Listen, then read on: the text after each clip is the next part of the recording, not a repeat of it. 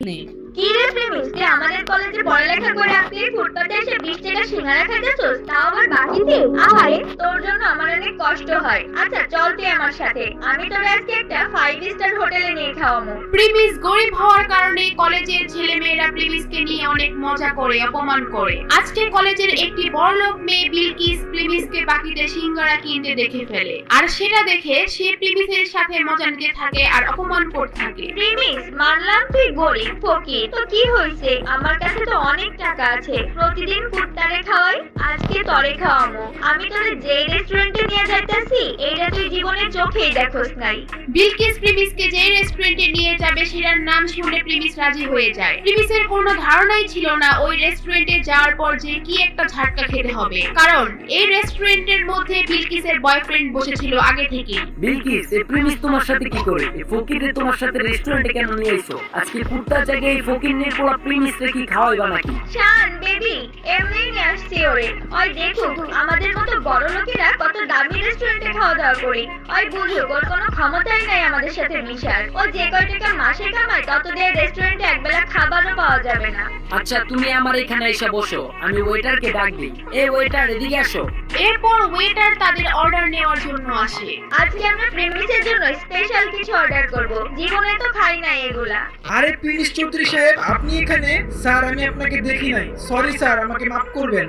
প্রিমিসকে দেখে ওয়েটার আশ্চর্য হয়ে যায় আর ওইখান থেকে চলে যায়, কিন্তু বিলকিস আর বিলকিসের বয়ফ্রেন্ড এটা দেখে একেবারে অবাক হয়ে যায়, আর তারা দুজনেই বুঝতে পারে না ওখানে কি হলো। প্রেমিস, তোমার এই ওয়েটার চৌধুরী স্যার কেন বললো? তার মানে কি তুমি এই হোটেলে আগেও আসছো? খুব তাড়াতাড়ি সব বুঝতে পারবে। কিছুক্ষণ পরে ওয়েটার 50,000 টাকা দামের একটা কোল্ড ড্রিঙ্কস নিয়ে আসে ওখানে আর বলে, চৌধুরী স্যার, এই যে নেন আপনার ফেভারিট কোল্ড ড্রিঙ্কস। এত দামি কোল্ড ড্রিঙ্কস? এই প্রিমিস, এত দামি কোল্ড ড্রিঙ্কস এর বিল কি তোর আব্বু দিব নাকি? এটা শুনে প্রিমিস একটু হাসতে থাকে, আর ঠিক তখনই ওয়েটার বলে, প্রিন্স চৌধুরী স্যারের বিল দেওয়ার কোনো দরকার নাই। মানে কি? হোয়াট? 20 টাকার সিঙ্গারা বাকিতে খাওয়া প্রিমিসের কাছ থেকে 50,000 টাকার কোল্ড ড্রিঙ্কস এর টাকা ওয়েটার কেন নিচ্ছে না? ওয়েটার প্রিমিসকে চৌধুরী স্যার কেনই বা বলতেছে? কে এই প্রিমিস? জানতে চাইলে দিবস গেমিং এর ফুল ভিডিওটি দেখতে থাকুন। প্রিমিস খুব সাধারণ একটি ছেলে, সব সময় ময়লা সেলাই করা জামা কাপড় পরে কলেজে আসতো। প্রিমিস কলেজে পড়াশোনার পাশাপাশি একটি রেস্টুরেন্টে ফুড ডেলিভারির কাজ করে, সেখানে সে মাত্র 8,000 টাকার বেতন পায়। আর মজার ব্যাপার হলো, প্রিমিস যে কলেজে পড়ে সেখানে তার একটি গার্লফ্রেন্ডও ছিল, আর তার নাম হলো সুনাইরা। তো একদিন সন্ধ্যাবেলা যখন প্রিমিস তার ফুড ডেলিভারির কাজ শেষ করে বাসায় যাবে, ঠিক তখনই তাদের রেস্টুরেন্টে একটি অর্ডার আসে, আর তখন সেই রেস্টুরেন্টের ম্যানেজার প্রিমিসকে ডাকে এবং বলে, এই প্লিজ দাঁড়াও, একটা খাবারের অর্ডার আছে, এটা তুমি ডেলিভারি দিয়ে আসো। স্যার, আমার তো ডিউটির টাইম শেষ আর আমি এখন অনেক ক্লান্ত। কলেজ থেকে ফিরে এখনো কিচ্ছু খাই নাই। আমার কলেজের অ্যাসাইনমেন্টও বাকি আছে। স্যার, আপনি অর্ডারটা অন্য কাউকে দিয়ে ডেলিভারি করায় দেন। তোমার তো সাহস কম না, তুমি আমার মুখের উপর তর্ক করো। আমাদের বাকি ফুড ডেলিভারি বয় এখন বিজি আছে, এটা তোমার এখন দিতে হবে। স্যার, এখন আমার খুব দুর্বল লাগতেছে, না হলে আমি ডেলিভারিটা দিয়ে আসতাম। আর এই অবস্থায় সাইকেল চালাতে যেতে হয়তো আমি পারবো না। তোমাকে চাকরি করে আমার ভুল হয়েছে, কোনো কাজ দিলে তুমি এমন ফালতু অজুহাত দেখাও। চাকরি থেকে বাদ দিলে তখন দেখা যাবে চাকরি কোথায় পাও। তুমি চালো আমার বাইকটা নিয়ে খাবারটা পৌঁছে দিয়ে আসো। আচ্ছা ঠিক আছে, আমি যাচ্ছি। প্রিমিস এই ক্ষুধার্ত শরীর নিয়েও খাবার ডেলিভারি দিতে রাজি হয়। যদিও তার কাজের সময় শেষ হয়ে গিয়েছে, তারপরেও ম্যানেজারের কথায় তার চাকরি হারানোর ভয়ে সে যেতে বাধ্য হয়। তাই সেই কথা চিন্তা করে রেস্টুরেন্ট থেকে খাবার নিয়ে বের হয় ডেলিভারি দেওয়ার জন্য। A few moments later. আরে কত সুন্দর বাইক! ইস, এরকম একটা বাইক যদি আমার থাকতো, এই বাইক দিয়ে সোনাইরাকে নিয়ে ঢাকা শহরে গলিতে গলিতে নিয়ে ঘুরতাম।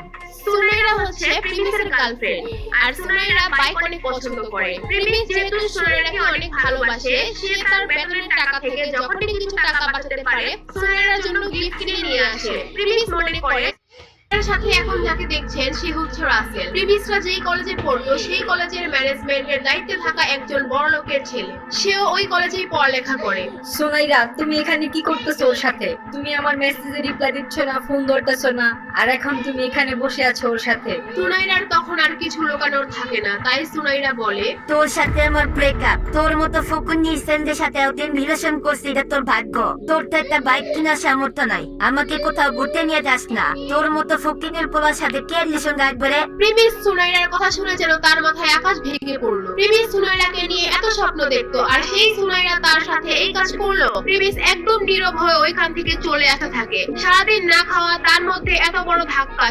সে একদম ভেঙে পড়ে। আর ঠিক তখনই কাহিনীতে আসে নতুন টুইস্ট। তার ফোনে একটি মেসেজ আসে আর সেখানে লেখা থাকে প্রিমিস চৌধুরী আজকে থেকে তার অভাবী জীবন থেকে মুক্ত আর তার ব্যাংক অ্যাকাউন্টে 500 কোটি টাকা অ্যাড হয়েছে এবং সে তার পরিবারের গরিবী পরীক্ষায় পাশ করেছে। আপনারা হয়তো ভাবছেন এটা আবার কিসের পরীক্ষা। চৌধুরী ইন্ডাস্ট্রির একমাত্র ছেলে ছিল প্রিমিস। তাদের চৌধুরী পরিবারের একটা নিয়ম ছিল, তাদের পরিবারের ছেলেদের তারা ছোটবেলা থেকেই সমস্ত সম্পত্তি ও টাকা পয়সা থেকে বঞ্চিত করে দেয় এবং গরিব অবস্থায় ছেড়ে দেয়। একটা সময় গিয়ে যখন তাদের 21 বছর বয়স পূর্ণ হয় তখন তারা তাদের সমস্ত সম্পত্তি ফিরে পায়। আর সেই দিনটি ছিল আজকে। কি হবে এখন? কি করবে এখন প্রিমিস? কি হতে যাচ্ছে প্রিমিসের সাথে?